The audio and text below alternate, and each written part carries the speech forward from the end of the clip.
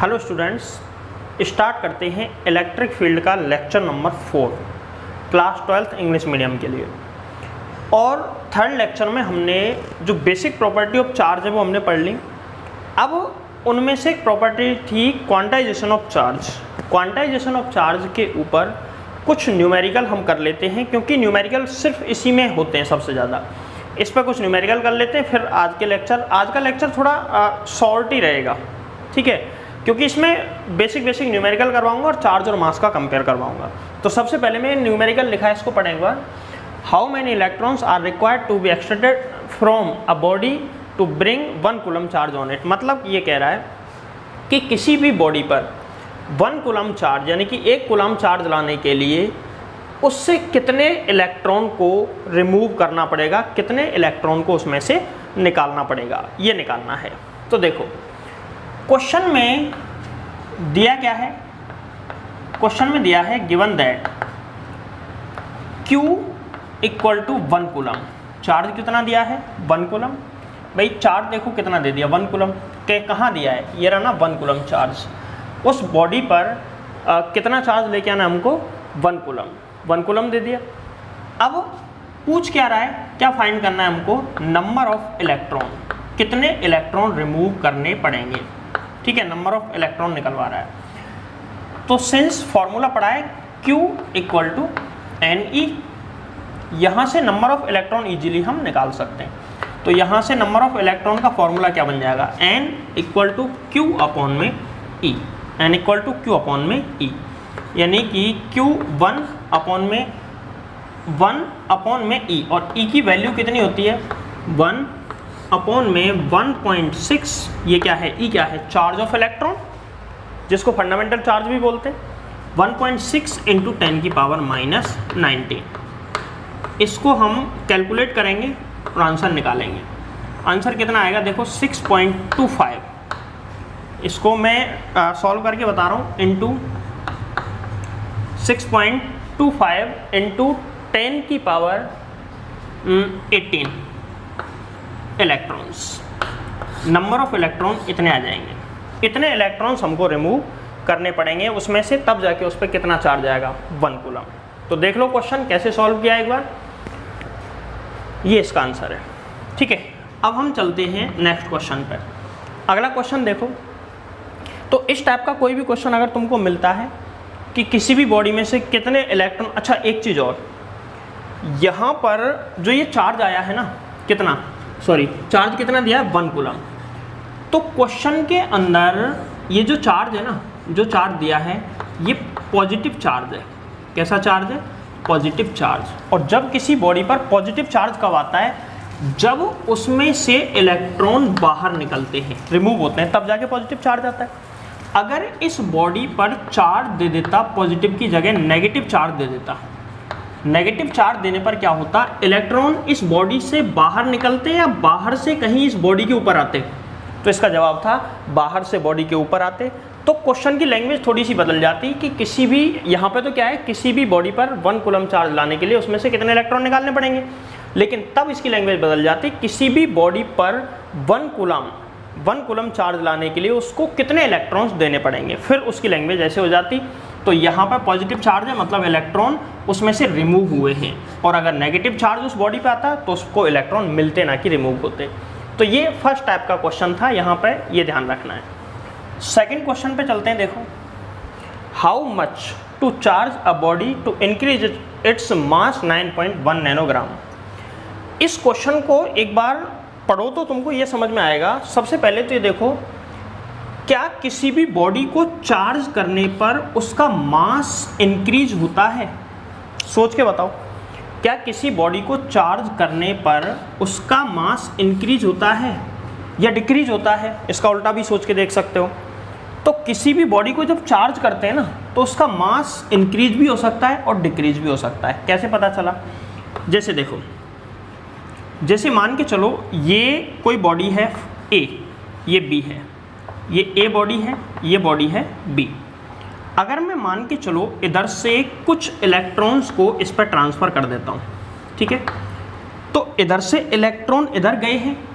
अगर मान के चलो टोटल n इलेक्ट्रॉन्स ट्रांसफर हुए हैं, इसका मास अगर मान के चलो m है और इसमें से ट्रांसफर्ड एक इलेक्ट्रॉन का मास कितना होता है, मास ऑफ इलेक्ट्रॉन m। अगर इसमें से n इलेक्ट्रॉन ट्रांसफर हुए हैं तो इसका मास पहले m था, अब कितना बचेगा, m minus n into m। बोलो सही है क्या, इतना मास बचेगा, इतना ही तो मास बचेगा। तो इसके मास में एक्चुअली में इसका मास इंक्रीज हुआ है, डिक्रीज हो गया, लेकिन इसका मास इंक्रीज हो जाएगा। इसका मास ऑलरेडी कितना है, m। अब इस पे n इलेक्ट्रॉन्स और आ गए, तो m तो पहले ही था, number of electron n, mass of electron. अब इसका मास टोटल इतना हो चुका है। तो कुल मिला के अगर मैं इसके मास की बात करूं तो डिक्रीज होगा और इसका मास क्या होगा, इंक्रीज। अब सोचो इस पर पॉजिटिव चार्ज आएगा या नेगेटिव, तो इसका जवाब है इस पर पॉजिटिव चार्ज आएगा, और इस पर कौन सा चार्ज आएगा, नेगेटिव। तो जिस बॉडी पर पॉजिटिव चार्ज आता है ना, जिस बॉडी पर पॉजिटिव चार्ज आता है उस बॉडी का मास क्या होता है, डिक्रीज होता है, और जिस बॉडी पे नेगेटिव चार्ज आता है ड्यू टू इलेक्ट्रॉन ट्रांसफर, तो उस बॉडी का मास क्या हो जाता है, इंक्रीज हो जाता है। अब क्वेश्चन को देखो एक बार, how much to charge a body to increase its mass 9.1 nanogram. तो ये कह रहा है क्वेश्चन में कि उसको चार्ज करते जाओ, मतलब उसका मास इंक्रीज करने के लिए उसको चार्ज करने को कह रहा है। मतलब चार्ज दो तरीके से होता है, या तो उससे इलेक्ट्रॉन निकालो या उसको इलेक्ट्रॉन दो, लेकिन इलेक्ट्रॉन निकालने से तो मास डिक्रीज होगा। इसमें कह रहा है कि डिक्रीज नहीं करना, क्या करना है, इंक्रीज करना है। तो उसको इलेक्ट्रॉन उससे निकालने, उसको देने इलेक्ट्रॉन, तो उसको इलेक्ट्रॉन देने हैं, तो उसको इलेक्ट्रॉन देते जाओ देते जाओ देते जाओ। जब उसका मास टोटल इतना बढ़ जाए, जब उसका मास टोटल इतने नैनोग्राम बढ़ जाए, 9.1 नैनोग्राम बढ़ जाए, तो उस टाइम पर उस बॉडी पर चार्ज कितना होगा, ये हमसे पूछ रहा है। तो यहाँ पे हमने जो फॉर्मूला नीचे लिखा है, इसमें एक चीज़ देखो, इसका मास पहले m था, बाद में इंक्रीज होते होते इंक्रीमेंट कितना है, इसमें टोटल कितना इंक्रीज हुआ है, इतना। तो इसको मैं डेल्टा m मान लेता हूँ। डेल्टा m बराबर होगा n इंटू m। अगर मैं यहाँ से इस फॉर्मूले से नंबर ऑफ इलेक्ट्रॉन निकाल लूँ तो charge Q is equal to N से निकल जाएगा। E की वैल्यू हमको पता है, number of electron increase of mass से निकाल लेंगे। तो इस तरीके से सवाल होगा। तो मैंने सवाल कैसे होगा बता दिया है, एक बार सॉल्व करके बता देता हूँ। देखो, तो सबसे पहले हम क्या करेंगे, सवाल में जो दिया है वो लिखो, सॉल्यूशन देखो इसका। सबसे पहले गिवन क्या दिया है हमको वो लिख लो, इंक्रीज ऑफ मास यानी कि डेल्टा m। डेल्टा m बराबर कितना दिया है, 9.1 नैनोग्राम। इसका मतलब होता है 9.1 नैनोग्राम का मतलब 9.1 इंटू 10 की पावर माइनस 9 नैनो मतलब ग्राम, और इसको किलोग्राम में अगर कन्वर्ट करोगे तो कितना आ जाएगा, 9.1 इंटू 10 की पावर माइनस 12 किलोग्राम। इतने किलोग्राम आ गया मास। इंक्रीमेंट है टोटल, इतना इंक्रीज हुआ है उसका मास। अब हमको निकालना है, since increment of mass equal to n into m e, यहाँ से नंबर ऑफ इलेक्ट्रॉन निकालते हैं। नंबर ऑफ इलेक्ट्रॉन कितने आएंगे, डेल m अपॉन में एम ई। एम ई क्या है, mass of electron. Delta m क्या है, increment in the mass of body, charge body.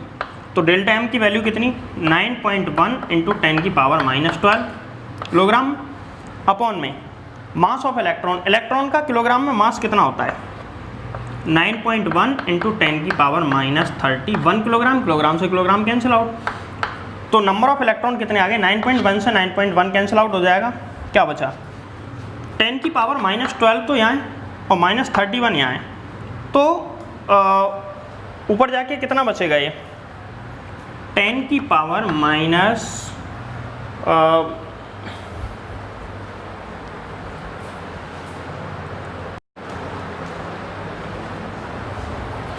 तो देखो ये आ जाएगा 10 की पावर 9। इतने इलेक्ट्रॉन्स आ गए, ये ट्रांसफर्ड इलेक्ट्रॉन है। Transferred electron n is equal to 10 की पावर 9। इतने इलेक्ट्रॉन ट्रांसफ़र उस पर हो जाएं तो उसका मास कितना इंक्रीज हो जाएगा, 9.1 into 9.1 nanogram.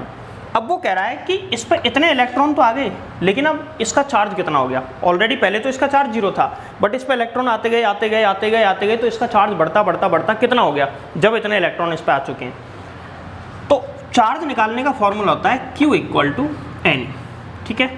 Q = N, N की वैल्यू 10 की पावर 9, भाई N की वैल्यू कितनी आई है 10 की पावर 9 इंटू E की वैल्यू 1.6 इंटू 10 की पावर -19। सॉल्व करो। Q = 1.6 इंटू 10 की पावर -10 कूलम। इसको यहाँ पर भी छोड़ सकते हैं, और इसको सॉल्व करने का एक तरीका और भी है, सॉल्व करने का नहीं, इसके आंसर को लिखने का। इसको मैं ऐसे लिख सकता हूँ क्या, 16 इंटू 10 की पावर -9 कूलम। तो इसको Q = 16 नैनो कूलम भी हम लिख सकते हैं। तो ये इसका आंसर है, ठीक है।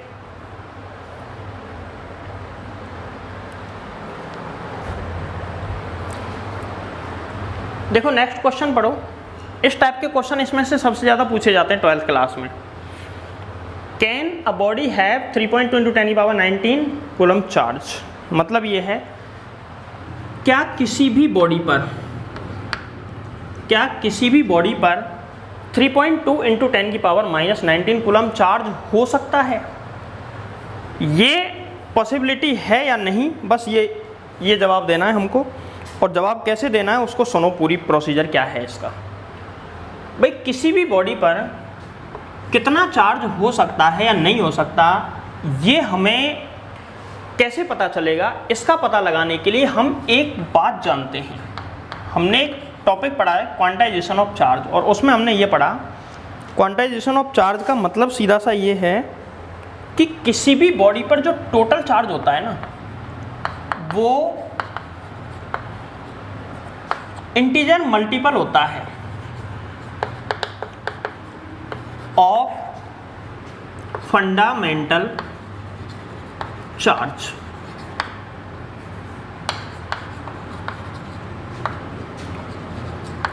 वो फंडामेंटल चार्ज का इंटीजर मल्टीपल होता है। हमको तो ये पता है, इससे ज़्यादा हमको कुछ भी नहीं पता। तो ये पता है, तो इस पता होने की वजह से हम ये निकाल सकते हैं कि किसी बॉडी पर इतना चार्ज हो सकता है या नहीं हो सकता। कैसे, देखो हम एक काम करते हैं, जब इस बॉडी पे इतना चार्ज आया होगा तो टोटल चार्ज इंटीजर मल्टीपल होता है, ठीक है। तो हम ये देखते हैं कि इतना चार्ज कितने इलेक्ट्रॉन की वजह से आया। वो इलेक्ट्रॉन अगर इंटीजर आ रहे हैं तो इतना चार्ज पॉसिबल है, और अगर वो इंटीजर नहीं आ रहे हैं तो डेसिमल नंबर अगर आता है तो वो पॉसिबल नहीं है। मतलब किसी भी बॉडी पर चार्ज लाने के लिए नंबर ऑफ इलेक्ट्रॉन 1 हो सकता है, 2 हो सकता है, 3 हो सकता है, डैश डैश इंटीजर कोई भी हो सकता है, but n not equal to 1.5, 2.5 dash dash, ऐसा नहीं हो सकता, ठीक है। तो निकालते हैं। तो सवाल में क्या दिया है एक बार देख लो। गिवन दैट, क्वेश्चन में क्या दे रखा है, क्वेश्चन में ये दिया है टोटल चार्ज Q = 3.2 इंटू 10 की पावर -19 कूलम, ठीक है। नंबर ऑफ इलेक्ट्रॉन निकालो, तो number of electron equal to Q upon में E। Number of electron equal to Q upon में E। Q कितना है 3.2 इंटू 10 की पावर -19 अपॉन में E कितना है 1.6 इंटू 10 की पावर -19। फंडामेंटल चार्ज है, चार्ज ऑफ इलेक्ट्रॉन है। ये देखो दोनों कैंसिल आउट, इसको इससे डिवाइड कराओ 3.2 में, जब डिवाइड करेंगे 1.6 का तो कितना आएगा 2। मुझे बताओ क्या नंबर ऑफ इलेक्ट्रॉन इंटीजर है, तो इसका जवाब है हाँ इंटीजर है, क्योंकि इनमें से ही तो आ रहा है और इनमें से आ रहा है तो इंटीजर है। क्या 2 इलेक्ट्रॉन्स का ट्रांसफ़र पॉसिबल है, तो इसका जवाब है यस 2 इलेक्ट्रॉन का ट्रांसफ़र पॉसिबल है। और जब ऐसा पॉसिबल है तो इसका मतलब किसी भी बॉडी पर ये जो चार्ज है ये हो सकता है, पॉसिबल है। अब मान के चलो एक क्वेश्चन में ऐसा ले लेता हूँ, देखो एक क्वेश्चन सुनो, क्वेश्चन वही है, बस इसमें चार्ज की वैल्यू चेंज कर देता हूँ मैं, और तुमको बताना है कि इतना चार्ज पॉसिबल है क्या। क्या किसी बॉडी पर Q = 4 इंटू 10 की पावर -19 कूलम चार्ज पॉसिबल है। अब की बार क्वेश्चन वही है, can a body have 4 into 10 की पावर -19 कूलम चार्ज, उस पर हो सकता है क्या। तो ये देखो वही नंबर ऑफ इलेक्ट्रॉन निकालो, n = Q upon E, n equal to Q upon E. Q कितना 4 इंटू 10 की पावर माइनस 19 अपॉन में इलेक्ट्रॉन का चार्ज 1.6 इंटू 10 की पावर माइनस 19। ये तो दोनों कटिए, क्या आया 4 अपॉन में 1.6, इसमें डिवाइड करो तो देखो इसका डिवाइड भी करके तुम देख सकते हो कितना आएगा 2 पॉइंट समथिंग कुछ आएगा, ठीक है 2 पॉइंट समथिंग आएगा। अच्छा मुझे बताओ एग्जैक्ट 2 या 1 कुछ ऐसा आ रहा है क्या? तो इसका जवाब है नहीं भाई, एग्जैक्ट 2 तो इसमें आ रहा है लेकिन इसमें एग्जैक्ट 2 नहीं आ रहा है। 2 पॉइंट कुछ आएगा, 2 पॉइंट कितना आएगा? तो इसका आंसर आएगा 2.5 इतने इलेक्ट्रॉन्स। अच्छा मुझे एक बात बताओ, ये इंटीजर है क्या? ये इंटीजर नहीं है। अगर ये 2 होता या 3 होता तो इंटीजर होता, 2.5 इंटीजर नहीं होता। मतलब ये है कि 2.5 इलेक्ट्रॉन्स को ट्रांसफ़र नहीं किया जा सकता। मतलब ये तो ये कह रहा है कि 2 इलेक्ट्रॉन और प्लस हाफ इलेक्ट्रॉन को ट्रांसफ़र करो, लेकिन 2 इलेक्ट्रॉन का ट्रांसफ़र पॉसिबल है, हाफ इलेक्ट्रॉन का ट्रांसफ़र पॉसिबल है क्या? तो इसका जवाब है नहीं, हाफ इलेक्ट्रॉन का ट्रांसफ़र पॉसिबल नहीं है। इसका मतलब ये इंटीजर नहीं है, और इंटीजर नहीं है तो इतना चार्ज किसी भी बॉडी पर पॉसिबल नहीं होगा। अच्छा एक क्वेश्चन और लेते हैं,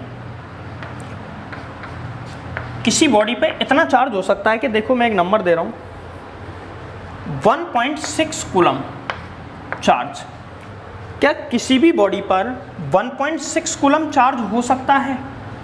अब देखो क्या किसी भी बॉडी पर 1.6 कूलम चार्ज हो सकता है? तो इसका पता लगाने के लिए हम क्या देखते हैं सीधे ही कि 1.6, कई तो यही दिमाग लगा लेंगे ये तो 1.6 आ रहा है, इंटीजर नहीं है। लेकिन तुमको चार्ज नहीं देखना, चार्ज तो कुछ भी हो सकता है, ये इंटीजर हो ना हो उससे तुमको कोई मतलब नहीं है, ठीक है। तुम ये देखो ट्रांसफर्ड इलेक्ट्रॉन यानी कि नंबर ऑफ इलेक्ट्रॉन ऑलवेज कैसे होनी चाहिए इंटीजर, बाकी से तुमको मतलब नहीं है। तो इसको सॉल्व करो, चार्ज दे दिया, number of electron n equal to Q upon E. Q कितना दे रखा है 1.6 अपॉन में नीचे ई इलेक्ट्रॉन का चार्ज 1.6 इंटू 10 की पावर माइनस 19। आंसर कितना 10 की पावर प्लस 19। तो अब बताओ मुझे इतना चार्ज पॉसिबल है या नहीं? 10 की पावर 19 इंटीजर है या नहीं? देख लो ना, पूरा ओपन करके लिख लो। 1 के बाद 90 टाइम 0 आएगा, ऐसे करके कितनी बड़ी लिख लो। तो बताओ इंटीजर है या नहीं? अरे इंटीजर है, इंटीजर है ना, तो इसका मतलब कितना चार्ज पॉसिबल है। अब चलते हैं हम नेक्स्ट क्वेश्चन पे। ऐसा ही कोई और नंबर ले लो जिससे कि थोड़ी सी प्रैक्टिस हो जाए। और वो क्वेश्चन ये है, क्या किसी भी बॉडी पर, क्वेश्चन किसी बॉडी पर Q इक्वल टू, यहाँ पे मैंने कितना लिया था 4 इंटू 10 की पावर माइनस 19, अब की बार मैं ले रहा हूँ 4 इंटू 10 की पावर माइनस 18। 4 इंटू 10 की power minus 18 coulomb charge possible है। क्या किसी बॉडी पर इतना चार्ज हो सकता है? तो इसका जवाब अभी देखते हैं। नंबर ऑफ इलेक्ट्रॉन निकालो कितना, क्यू अपॉन ई। क्यू कितना 4 इंटू 10 की पावर माइनस 18 अपॉन में 1.6 इंटू 10 की पावर माइनस 19। देखो number of electron n equal to 4 को इससे डिवाइड करेंगे तो सीधा आ जाएगा 2.5, और यहाँ पे क्या बचा 18 कट गया, 1 अपॉन 10 की पावर माइनस 1, जिसको मैं लिख सकता हूँ 2.5 इंटू 10 की पावर 1। इसको मैं ये लिख दूँ 25। बताओ इंटीजर है या नहीं? इंटीजर है, मतलब ये चार्ज पॉसिबल है। ध्यान रखना 4 इंटू 10 की पावर माइनस 19 कूलम पॉसिबल नहीं है, बट 4 इंटू 10 की पावर माइनस 18 कूलम पॉसिबल है। इनमें से ज़्यादा कौन सा है, बड़ा कौन सा चार्ज है? 4 इंटू 10 की पावर माइनस 19 या 18? तो बड़ा होगा माइनस 18, क्योंकि माइनस आ रहा है पावर में, ठीक है ना। नेक्स्ट क्वेश्चन पे चलते हैं। देखो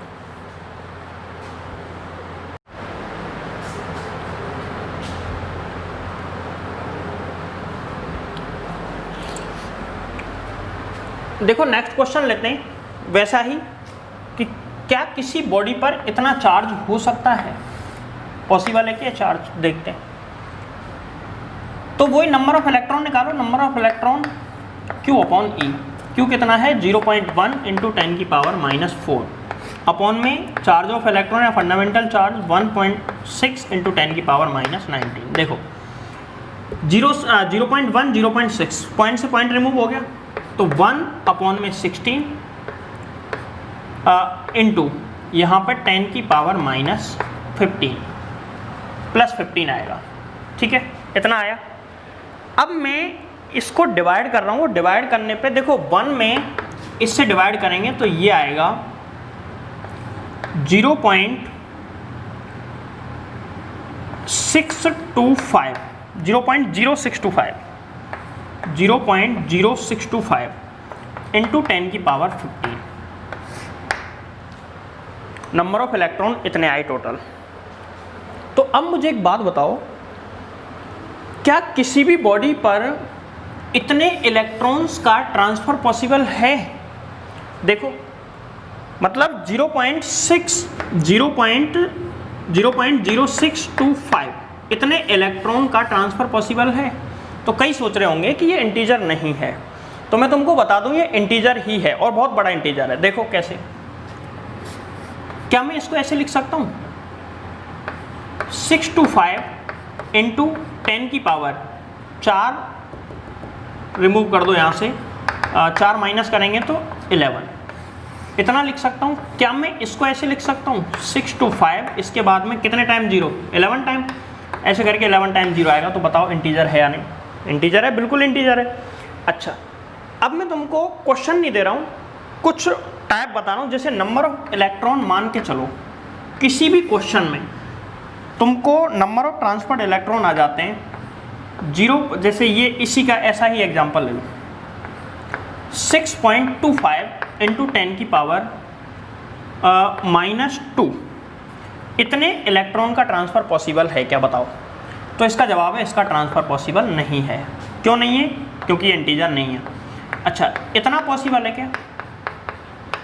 +2 इसकी पावर में +2 ले लो, तो ये पॉसिबल है क्या? तो इसका जवाब हाँ, ये पॉसिबल है। कैसे भाई? इसको लिखेंगे तो क्या आएगा, इसको अगर हम पूरा ये पावर इसकी हटा के लिखेंगे तो क्या आएगा 0.0625, ये इंटीजर नहीं है।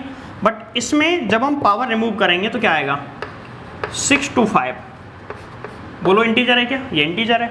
इसके बाद में नंबर ऑफ इलेक्ट्रॉन किसी क्वेश्चन में ऐसे आ गए 6.25 इंटू 10 की पावर 1, बताओ इंटीजर है क्या? तो ये इंटीजर नहीं है। क्यों नहीं है? क्योंकि इसको लिखो, क्या लिख सकते हैं 62.5 ही तो लिखोगे इसको तुम, तो ये इंटीजर नहीं है। तो ऐसा कोई भी क्वेश्चन आता है उसमें कभी भी ये ध्यान रखना कि अगर कोई, जैसे मान नंबर ऑफ इलेक्ट्रॉन आ गए 0.2, तो डेसिमल नंबर है ये वाला तो, बट इसके साथ केवल इतना सा है, तो अभी तो ये डेसिमल नंबर है। अगर इसके साथ में पॉजिटिव पावर है 10 की पावर है, पॉजिटिव पावर है, तो ज़रूरी नहीं है इंटीजर, हो भी सकता है और नहीं भी हो सकता, दोनों ही बात हैं।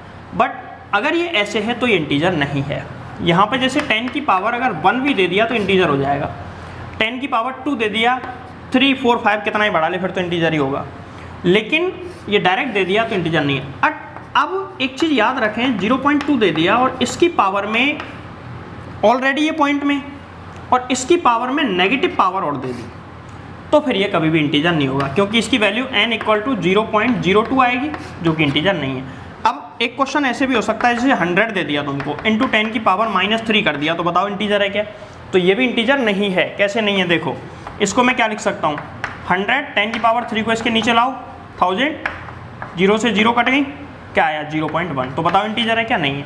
तो इंटीजर निकालना तुमको पता होना, इंटीजर होता क्या है ये तुमको अच्छे से पता होना चाहिए, बाकी क्वेश्चन तो इजीली सॉल्व हो जाते हैं। ठीक है,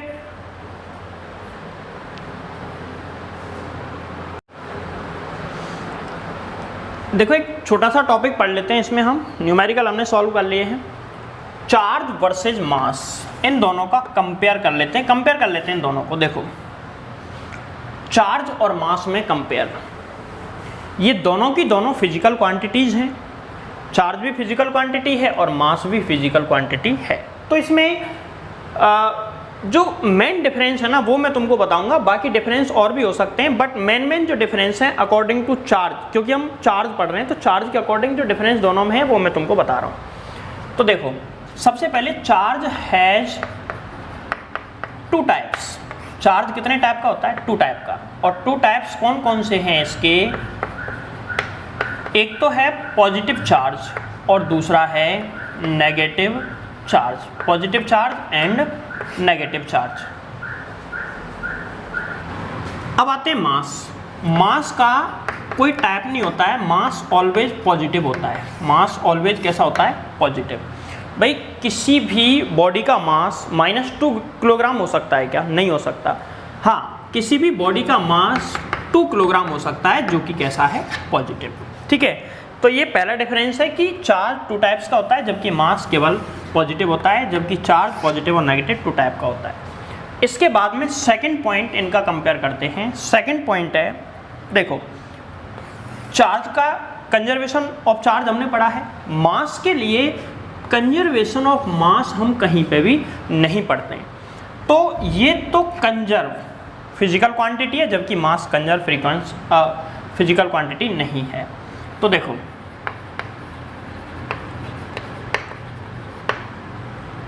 जो चार्ज है ना वो कंजर्वेटिव फिजिकल क्वांटिटी है, कंजर्वेटिव फिजिकल क्वांटिटी, जबकि ये वाली कंजर्वेटिव फिजिकल क्वांटिटी नहीं है। नेक्स्ट चलते हैं थर्ड पॉइंट, और थर्ड पॉइंट ये है, देखो क्या है थर्ड पॉइंट। थर्ड पॉइंट है इसमें कि चाहे रेस्ट स्टेट हो चाहे डायनामिक स्टेट हो, दोनों ही स्टेट में जो चार्ज है ना वो कांस्टेंट रहता है।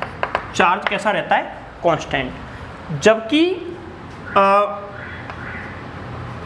मास रेस्ट और दूसरी है डायनामिक, दोनों की दोनों स्टेट में कांस्टेंट नहीं होता है।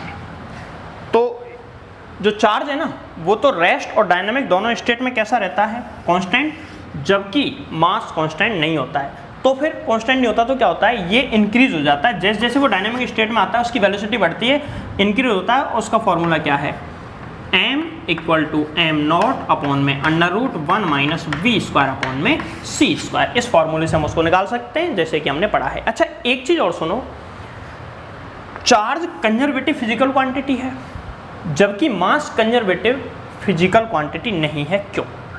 क्योंकि देखो चार्ज को ना तो हम क्रिएट कर सकते हैं ना ही डिस्ट्रॉय कर सकते हैं। चार्ज को ना तो क्रिएट कर सकते हैं ना ही डिस्ट्रॉय कर सकते हैं, बट मास जो है ना, मास को डिस्ट्रॉयड कर सकते हैं हम। डिस्ट्रॉयड कैसे कर सकते हैं, मास ध्यान रखना डिस्ट्रॉयड होके एनर्जी बनाता है। मास डिस्ट्रॉयड होके क्या बनाता है, एनर्जी। किस फॉर्मूले से, आइंस्टीन का फॉर्मूला है E = mc²। इस फॉर्मूले के अकॉर्डिंग मास डिस्ट्रॉयड होके एनर्जी में कन्वर्ट हो जाता है, इसीलिए मास एक कंजर्वेटिव फिजिकल क्वांटिटी नहीं है। जबकि चार्ज को डिस्ट्रॉयड हम नहीं कर सकते ना ही क्रिएट कर सकते हैं, तो ये कंजर्वेटिव है, जबकि ये वाला कंजर्वेटिव नहीं होता है। ये 3 मेन इसमें डिफरेंस है तीनों में। आज की वीडियो करते हैं यहीं पे एंड। अब नेक्स्ट वीडियो में स्टार्ट करेंगे हम कूलम्स लॉ, जो कि आएगी कल।